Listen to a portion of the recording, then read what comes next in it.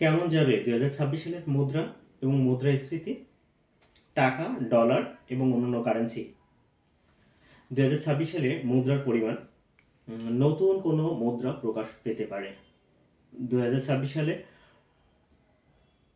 কোনো দেশ, কোনো কয়েকটি দেশ পঞ্জীকৃত হয়ে মুদ্রা প্রকাশ করতে পারে, যা নতুন মুদ্রা নামে প্রকাশিত হবে। এই মুদ্রার মান অধিক পরিমাণে বৃদ্ধি পেতে পারে।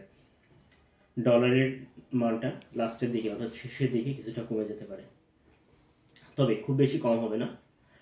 ইউরোর মান বৃদ্ধি পাবে, পাউন্ড এর মান বৃদ্ধি পাবে, টাকার মানটা দিন দিন কমতেই থাকবে। খুব বেশি ডেভেলপ দেখা যায় না বাংলাদেশের টাকা। ভারতীয় রুপির ক্ষেত্রেও কম বেশি আপ অ্যান্ড ডাউন দেখা যায়।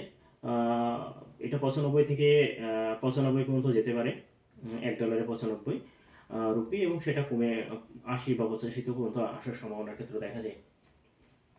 বিশ্ববাজারে শুধুমাত্র বিটকয়েন এর মান যতটা বৃদ্ধি পাওয়া যায় ঠিক ততটাই কমে যাবে, অর্থাৎ $1,00,000 ছাড়া গেলেও $1,00,000 আবার কমে যাবে।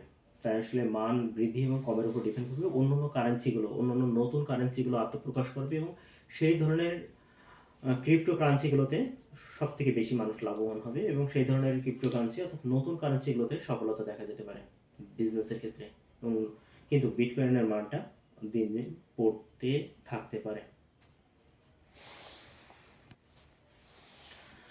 জ্যোতিষে বিস্তারিত যদি জানতে চান, ব্যবসার ক্ষেত্রে যদি জানতে চান, তাহলে অবশ্যই সপ্তশৈলী জ্যোতিষালয়ের পক্ষ থেকে সেবা নিতে পারেন, অথবা নিকটস্থ কোনো জ্যোতিষের কাছ থেকে পরামর্শ নিতে পারেন। আপনি পরামর্শ নেবেন।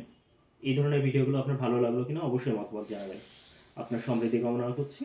আমি অ্যাস্ট্রোলজার বিজন চৌধুরী।